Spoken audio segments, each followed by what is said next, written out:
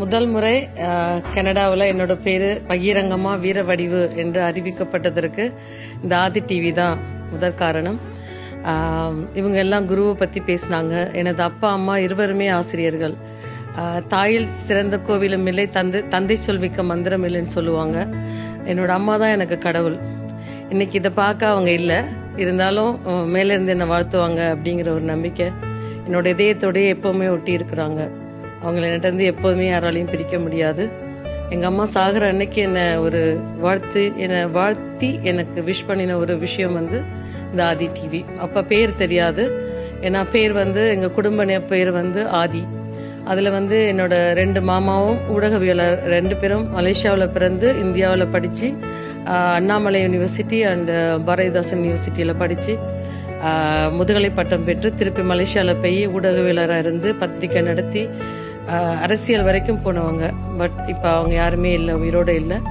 But ஒரு பெண்ணாக இருந்தால் கூட அந்த குடும்பத்துக்கான ஒரு பேஷன், அது அது என்னவா இருந்தாலும், அது ஊடகமாக இருக்கட்டும் இல்லை தொலைக்காட்சியாக இருக்கட்டும், எதுவாக இருந்தாலும் சாதிக்க முடியும் அப்படிங்கிற நம்பிக்கை எனக்கு கொடுத்தது எங்கள் அம்மா. அப்போ இந்த மகளிர் தினத்தில் இன்னைக்கு நான் இது முதல் ஷோவாக எங்கள் ஆதி டிவி மூலமாக போடுறதுக்கு காரணம் எங்கள் அம்மா எனக்கு கொடுத்த உத்வேகம், தைரியம்.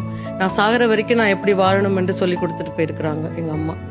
பிள்ளைங்களுக்கு கஷ்டத்தை காட்டி அன்பை ஊட்டி வளர்க்கணும், அதுதான். அப்போதான் அவங்க சாதிக்க நினைப்பாங்க. நம்ம தான் கஷ்டப்பட்டோம், நம்ம பிள்ளைங்க கஷ்டப்படக்கூடாது அப்படிங்கிற ஒரு மனப்பான்மையோட நம்ம அவங்களுக்கு கஷ்டத்தையே காட்டுறதில்லை. அதனால இங்கே இல்லை, இங்கேன்னு சொல்ல வரல, எங்கே இருக்கிற பிள்ளைங்களா இருந்தாலும் கஷ்டம் தெரியாத பிள்ளைங்க சாதிக்க நினைக்கிறது இல்லை. கஷ்டப்பட்ட பிள்ளைங்க தான் சாதிப்பாங்க. இதில் எங்கள் அப்பா ஒரு சாதாரண மிடில் கிளாஸ் தான், ஆனால் ஆசிரியர் தொழில். அவங்க தங்கச்சிங்களுக்காக அவங்க ரொம்ப கஷ்டப்பட்டு ஒரு சிறு வயதிலேயே அவங்க வாழ்க்கையை இழந்துட்டாங்க. எங்கள் அம்மா எங்களுக்காக, அவங்களும் ஒரு ஆசிரியர். ஆனால் எங்கள் அம்மாவை பற்றி நான் சொல்லணும் இந்த இடத்துல என்னென்னா, எங்கள் அம்மா 1ஆம் வகுப்பு ஆசிரியை. கடைசி வரைக்கும் அந்த 1ஆம் வகுப்பு ஆசிரியராகவே இருக்க ஆசைப்பட்டாங்க. என்ன காரணம்னா, அவங்களுக்கு சின்ன குழந்தைங்கன்னா அவ்வளோ பிடிக்கும். அந்த ஒரு காரணத்தினால அவங்க எந்த ப்ரமோஷனையும் எடுத்துக்கவும் இல்லை. பட் நான் ரொம்ப முன்னாடி வரணும், நான் ரொம்ப நல்லா வரணுங்கிறதுல ரொம்ப ஒரு முனைப்பாக இருந்த அம்மா. அவங்க என்ன டாக்டருக்கு படிக்க வைக்க தான் ஆசைப்பட்டாங்க. ஆனால் என்னால் அது படிக்க முடியல. என்ன காரணம்னா, எனக்கு அந்த விருப்பம்னு இல்லை, எனக்கு சர்வீஸ் மைண்ட் இருந்தாலும் என்னோட அந்த சில விஷயங்கள் என்னால் அதில் ஃபோக்கஸ் பண்ண முடியலை. பயோகெமிஸ்ட்ரி படிச்சுட்டு திருப்பி மாஸ்டர்ஸ் இன் பப்ளிக் அட்மினிஸ்ட்ரேஷன் படித்தேன். இந்த டைமில் என்னென்னா, எனக்கு கல்யாணம் ஆயிடுச்சு. அப்போ கனடா வந்துட்டேன். கனடா இந்த வாழ்க்கை முறை எனக்கு பழகலை. நான் இந்தியாவில் அகிலா சொன்ன மாதிரி நான் பிறந்து வளர்ந்த அந்த இடம் ஒரு 1800 இருந்த அந்த பெண்களுக்கான சுதந்திரம் மட்டும்தான் இருந்துச்சு.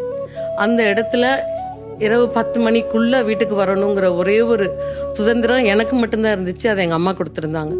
பெரிய பணக்கார வீட்டு பொண்ணுங்களுக்கும் அது கிடையாது, பெரிய பெரிய ஜமீன் வீட்டு பொண்ணுங்களுக்கும் அது கிடையாது. பட் எங்கள் அம்மா அந்த பேர், எங்கள் மாமா எனக்கு வச்ச பேர் வீரவடிவு, அந்த பேர், அந்த தைரியம் எங்கள் அம்மா கொடுத்து வளர்த்ததுனால நான் தனியாக வருவேன்.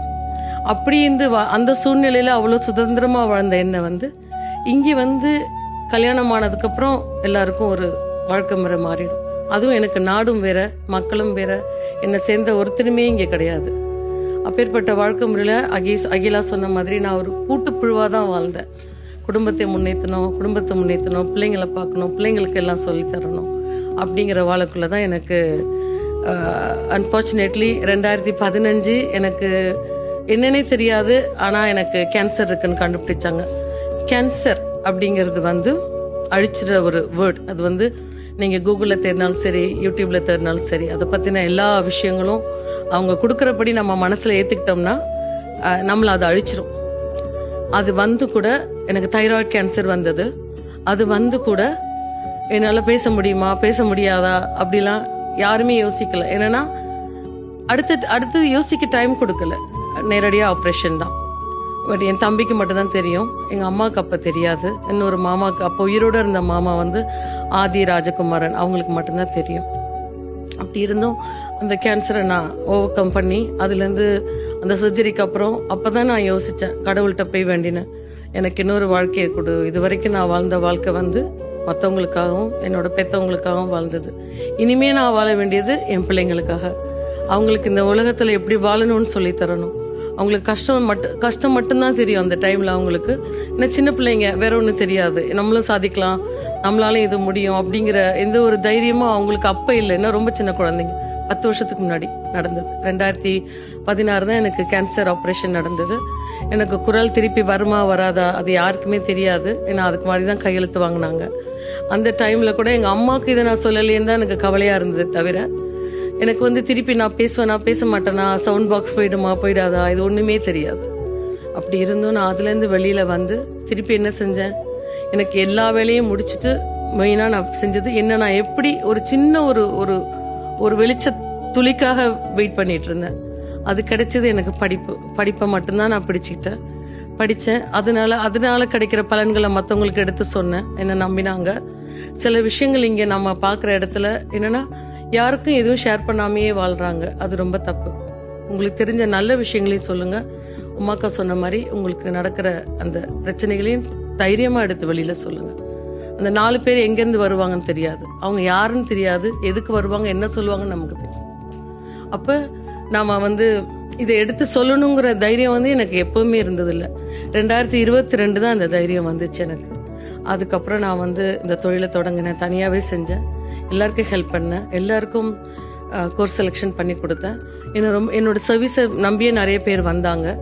இந்த டைமில் எங்கள் அம்மா இறந்துட்டாங்க. அவங்க இறக்குற அன்னைக்கு என்ன விஷ் பண்ணின விஷயந்தான் அந்த ஆதி டிவி. அதுக்கப்புறம் எங்கள் அம்மாவோட 31க்கு முன்னாடியே அதுக்கு ஒரு பேர் வச்சு, அதுக்கு ஒரு லோகோ வச்சு, மாமா வந்து ஊடகவியலராக இருந்ததுனால அந்த பக்கத்தால் எனக்கு நிறைய உதவிகள் கிடைச்சது. இப்போ மலேசியாவில் அங்கே போய் ஆதி டிவி நாங்கள் தொடங்கிட்டு வந்துட்டோம்.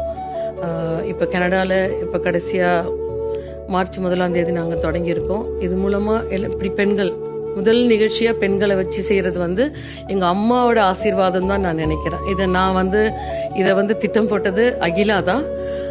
ஏன்னா அவங்க தான் வந்து இதுக்கு எனக்கு என்ன முக்கியமான ஒரு விஷயம், நான் வெளியில் வரத்துக்கு வெளியில் வந்து இப்படி எல்லாருக்கும் எல்லாத்தையும் எடுத்து சொல்ல நிறைய பேரோட அறிமுகம் கிடைச்சது வந்து அவங்களால தான். அவங்கள மறக்கவே முடியாது என்னால் வாழ்க்கையில்.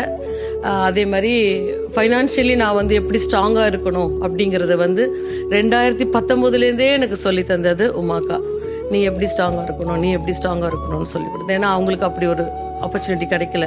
எனக்கு அது கிடைச்சதா நான் வந்து அவங்க சொன்னது எல்லாத்தையும் நான் பாடமாக எடுத்துக்கிட்டு தான் நான் வந்து இன்னைக்கு இப்படி மாமா பேரையும் காப்பாற்றணும், குடும்பத்துக்கான கனவை நிறைவேற்றணும் அப்படிங்கிற ஒரே தைரியத்தில் இதை நான் ஸ்டார்ட் பண்ணியிருக்கேன். எல்லா பெண்களும் வந்து விழிப்போடு இருங்க, தனித்து செயல்படுங்க. அதே மாதிரி உங்களுக்கு நடக்கிற எந்த விஷயங்களையும் தயவு செஞ்சு ஷேர் பண்ணுங்க. அதுதான் முக்கியமாக.